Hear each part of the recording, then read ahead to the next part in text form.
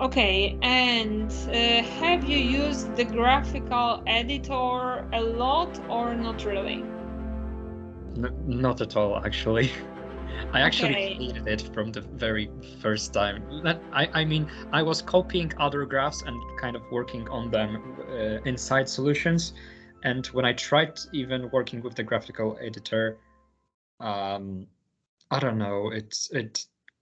I just don't like the design of it. I don't like a lot of it. Mm-hmm. I totally understand. It has a lot of bugs. I Yeah. hated it at the beginning.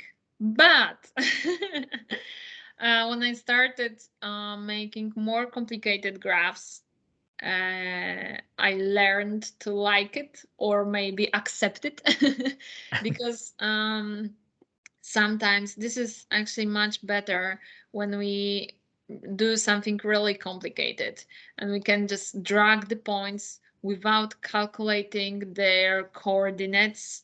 And sometimes it's easy to calculate, of course, but sometimes it's not. Anyways, you will probably, I hope, work with Magdalena on this. She will show you some ways which will probably help you to cooperate with this graphical editor, because there are some shortcuts which help you highlight few things in a row or look for them in the text and highlight them using the text, or unclick them, because this is not something that's it's really easy to imagine how to do when you already click on something and then you want to unclick. So she will show you all the shortcuts and everything, and you will probably work in the graphical editor, because as I said, especially when you need to use like 10 like 100 of points or anything, and you really need to do something complicated, you need to work on this. So there is a short introduction to it in this text. You can in this page, you can look at it later if you want, but probably Magdalena will be better to explain you this, and you will at least try to work on it, and then you will see if you can accept it or not. But still, there are some things that I'm going to tell you about right now. So one of them is that we can use emojis. We use them using b emoji. We stop using Unicode and text for this. There is a page of about emojis that we can use, how to add them, how they look, how to rotate them, and so on. It's really important to remember that we have a lot of possibilities. We don't always need some outside images. We can use emojis for small pictures, and that's actually helpful. The other thing is to remember to add alternative text. Do you know what it is or not at all? Yeah, I've added it sometimes. Okay, that's great. When I remembered about it. Okay. So since now, please try to remember about it. Of course, in junior developer solutions, it's not that important, but now in developers work, when we create new images, it's really nice to remember about adding alternative text. And now, what is alternative text? So this is something that is visible for the users who, for example, have poor internet connection and the page for them is not loading. Then in the place of the image, until it loads, there is alternative text written. For example, a triangle with sides ABC, or a ladder near the house, or something like that, so that everyone knows what to expect here and if they want to wait until it loads or not. The other thing why it's important, maybe it's more less probable, but still there are some people who may be using our app who are just blind, and they are using just someone who reads the page, just some computer voice, and then this alternative text it's read. Of course, probably they are very very little of little people who do that, but anyways, we add alternative text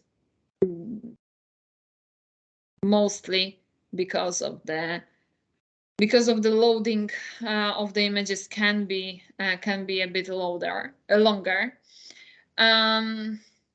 The other thing is that whenever you know that graph is too it's over your skills, it's too hard, you don't know how to do it, or it contains some difficult things like a wooden background or something like that, and you don't know how to do it, please remember that you can always ask for help. For example, Mateusz is a great person to ask about interactive features, interactive graphs, and Appe is just good for everything, for everything connected with graphs. And sometimes you can even write to him like, oh, I need this, this, and this. We need to be very specific and tell him what we expect, or show him a picture or anything. And he can do this for us, because for us it can take like 5 hours, and for him it may be 20 minutes. So it's really, sometimes it's worth to ask for help, unless of course we want to learn it. So if it's something new that we want to learn, of course we can spend our time on it. But if it's something that we think we will never use in the future and we don't want to learn it, then it's totally okay to ask someone for help, and someone can do it for you faster and probably better. About the images, I want to show you also one thing, one page. But before I would do it, there is another thing that I forget to tell you about the colors in the solution. There is a rule that it's not very strict rule, but we should remember about it. That whenever we use green and red very near each other, it's really hard for colorblind people to see the difference between these colors, because green and red are, as I heard, very similar for colorblind people. So whenever we can avoid using green and red in consecutive variables or words or something like that, we should just avoid it and use different colors instead. Oh, one more thing I remember. Just wait a second.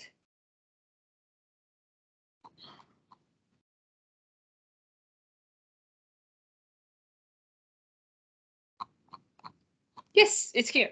Okay, so as you can see, for example, here, red is not near green. There is a blue color which separates them, and that's actually better for colorblind people. So whenever we can remember about it, we should.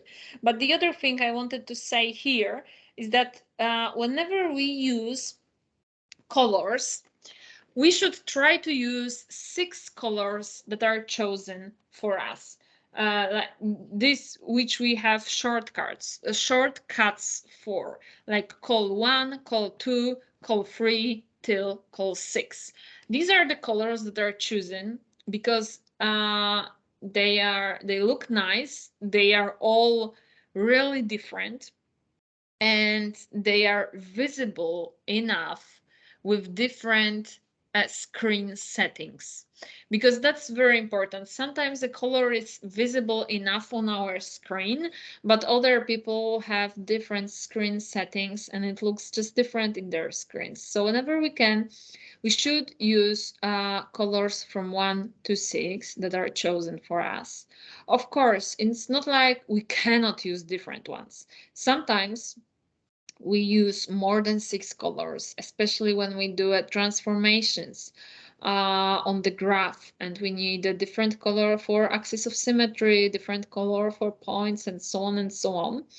But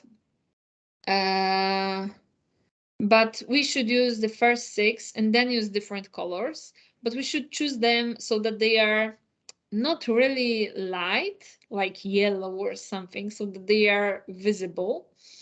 And for example, deep sky blue is a color that we really like to use, and it's really nice. We still can use different colors, but the one color that is forbidden to use, it's Dodger blue.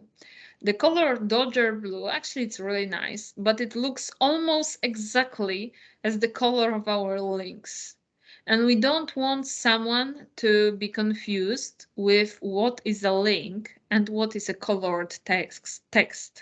That's why Dodger blue is forbidden, and we use different colors. And the other thing that I wanted to show here is that whenever we use colored text, we should have each word in different math mode.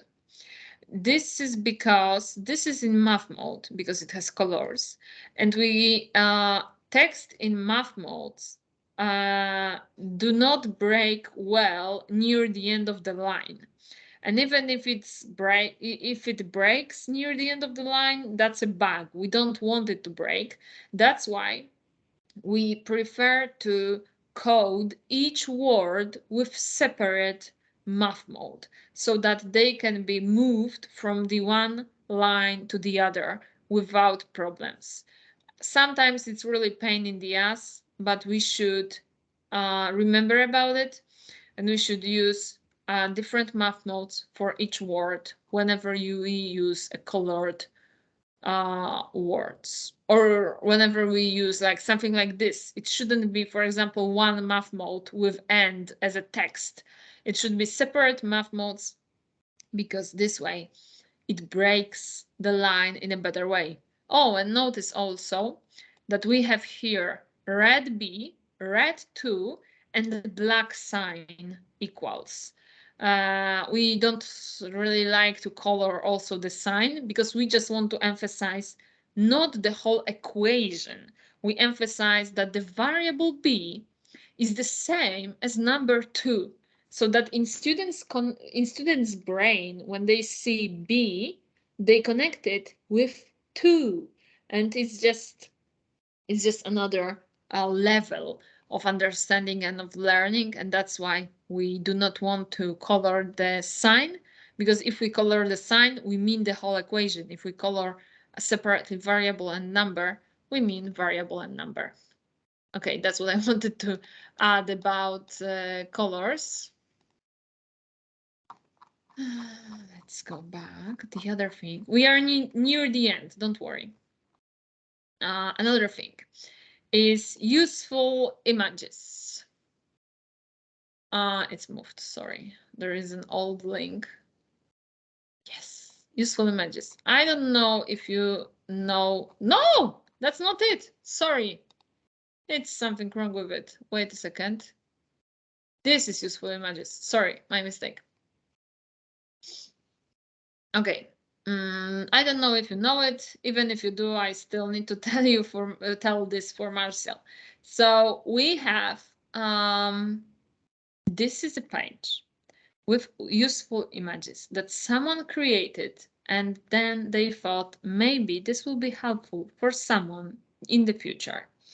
These are all kinds of useful images. For example, they don't need to be complicated because some of them are beautiful and complicated, but some of them are like here. So it's not really difficult to do something like this, but it takes a lot of time to calculate the coordinates of the text and so on. That's why someone did it, and we can just open the page and adapt the code for ourselves, and it will be much faster and much easier for us than writing our own code. So whenever you need a difficult picture, just check the useful images because maybe it's there. For example, clocks. For example, fields of a soccer, or a baseball diamond. We very often need these type of images, and they are here made by someone, and we can just steal them and spend less time on it. Here, like this American football field, or this Ferris wheel, or this pendulum. It's really, this appears very often, and we can just use it. As you can see, it doesn't have to be difficult. It just may be easier for you to use it. So please remember about this page. This is very helpful and nice page. And whenever you create something nice and you think, oh, maybe I can need it. Maybe this is, someone can need it. Maybe this is something interesting. You can ask someone, your team leader or Mackenzie or anyone, just to say, yeah, you can add it to useful images and your contribution will be here.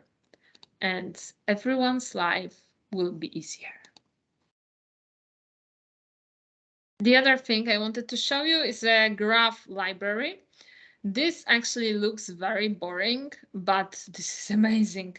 So whenever you need some function, you don't know how it works. For example, gradient. Actually, I really like gradient because images with it immediately look much more professional than images without gradient. So I use it a lot.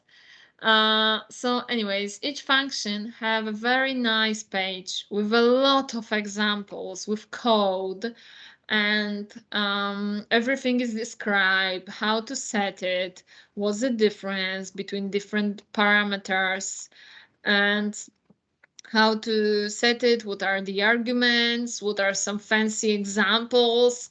And it's really, really written nicely, and it's worth to check our graph library. Everything is written here, and we can just look for it, copy the code, and just start by changing it line by line. So this is a worth page to know. And the other thing, I think it will be the last one, is Page Finder. Do you know Page Finder, or you never used it? I don't think I've used it. Yes, that's probably, that's what I thought, because this is a very powerful tool, and that's why this is banned for JDs. Because it's not always good to give someone a lot of power from the very beginning. So this is a searcher through our whole website, and we can find here everything, everything that was written ever in our company, all the good things and all the bad things. That's why it's kind of dangerous to use it. I will show you in a moment. So we choose content because we are going to look in the content. We choose solution because we are going to look in the solutions, and we can find anything we ever written. For example, I had this case when someone asked me about pendulum and wanted to draw a pendulum. And then I knew that pendulum is kind of a not really often used word. And if this word is used in the solution, then probably there is a chance that in this solution, the pendulum will be drawn. So I'm opening a lot of links connected with it just to see what's there. I will show you in a minute. I'm just checking some of them because I'm looking for a nice picture of pendulum. So I look here and I see coordinates plane, and then I think, no, that's not what I'm looking for. Formulas, that's not what I'm looking for. Formulas? No. No. No. No. Oh, this looks more interesting, but still, no. No. Wait a second, it's coming. I'm telling you it's coming. Oh, this is one of the nice animations. Just drawing swings of pendulum and marking the angle. That's actually nice, and this can be used. We just open the edit mode and we steal the code without hesitation. But that's not the end. We look for better pictures of pendulum. Wait a second, I have here something awful and I don't know how to get rid of it. No. Wait a second. For a minute, I need to have it like this. Nope. Yeah, that's the one used in useful images. That's really nice, but that's not what I'm looking for. Oh no, where is it? Okay, wait, it's somewhere here.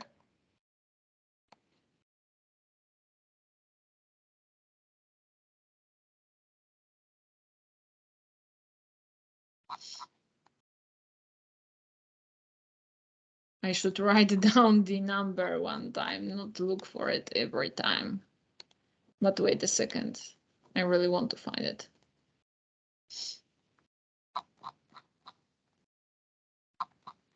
Oh my God. Oh my God, I really want it.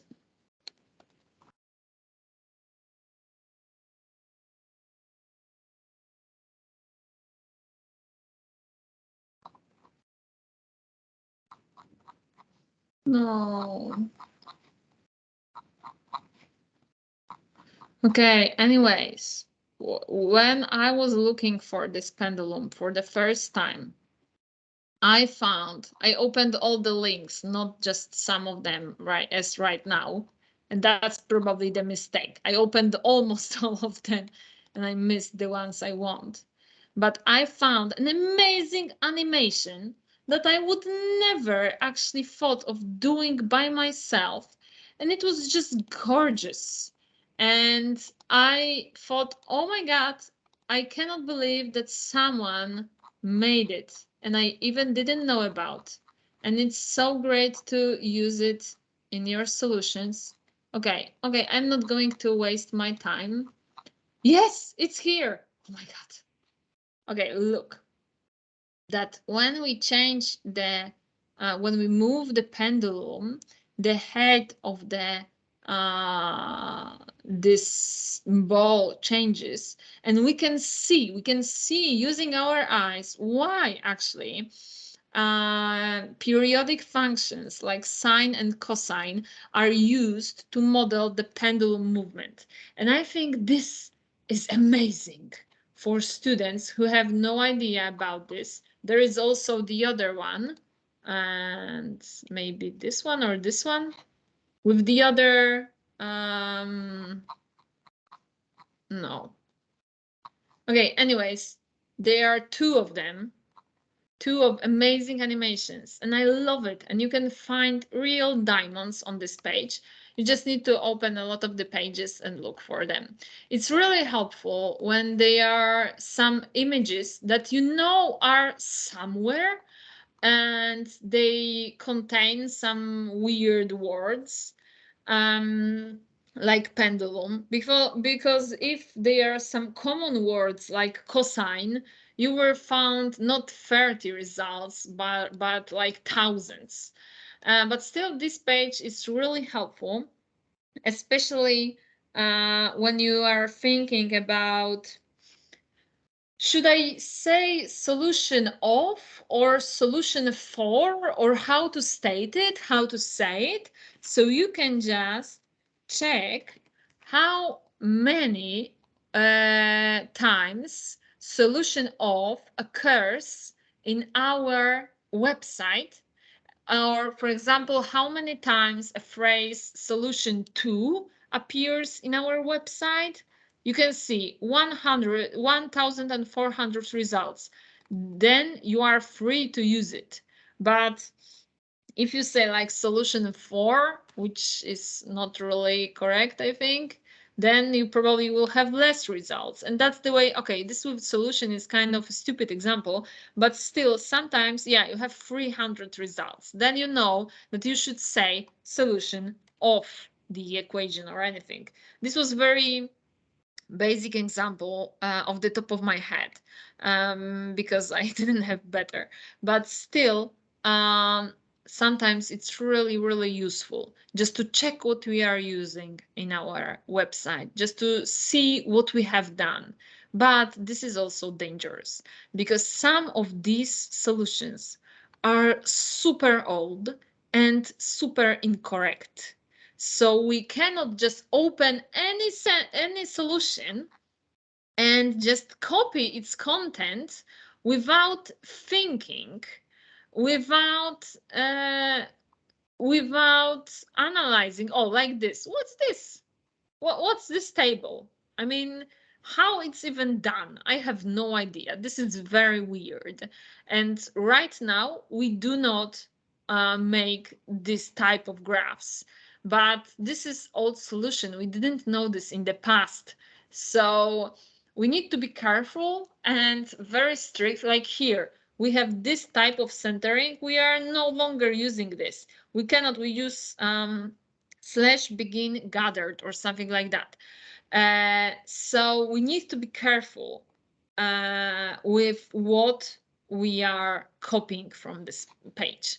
But for me, this is super helpful sometimes when I'm looking for some graphs or for some phrases, or sometimes I know that there was a template in which it was some specific phrase written, and now I want to find it. This is the fastest way of finding it.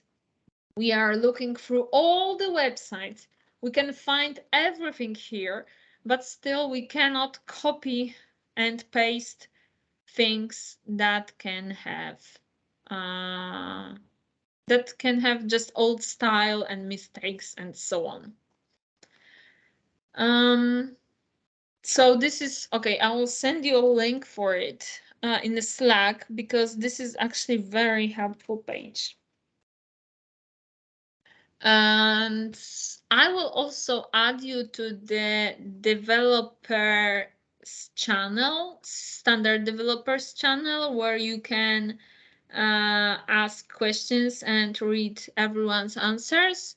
But the last thing I think that I wanted to tell you is this help guide about tables. This is very helpful. You want to use tables, and I just wanted to remind you that it's here and that it's ready to use. At the beginning, we have some very basic things like class true, class false, and how to change colors, how to align text to the left, to the right, and so on. But then we have a lot of tables, a lot of types of tables, and they are great. And we can, for example, when we want true or false table, we can just open the editing mode of this particular subheader, and we can just copy this code and use it in our solution. And sometimes when I want to use the table, I open this for an inspiration, just to see what types of possibilities we have, and check, oh, maybe something like this will be helpful in my solution. Maybe two-sided table. Maybe I want to merge cells, or maybe I want to hide some of them because it's too long and it's not worth to show all steps. So at the end, we have statement box. And this is also very often used for theorems. And we also can use the statement boxes like this without this title, especially when we have fill in the blank solution. So we have a sentence with a blank, and then we just need to fill it with one word. Then at the very beginning of, actually, I can show you this type of uh, solution. At the very beginning, we just leave the empty space, and then at the end, we just fill it like this, and we do it in a statement box. Sometimes when we have, for example, written the very important sentence in the solution and we want to mention it, but it's not a theorem, we can also do it in the statement box. So it's worth to remember and to use. Okay, I think that's all I wanted to say. Do you have any questions or doubts? Not for now, no. Okay, that's great. So thank you for your attention. If you will have any questions in the future, any questions, do not hesitate um, and write to me or to Magdalena. Okay, so I want to tell you one more thing, but right now it's the end of the training, so I will finish the recording and then one more thing.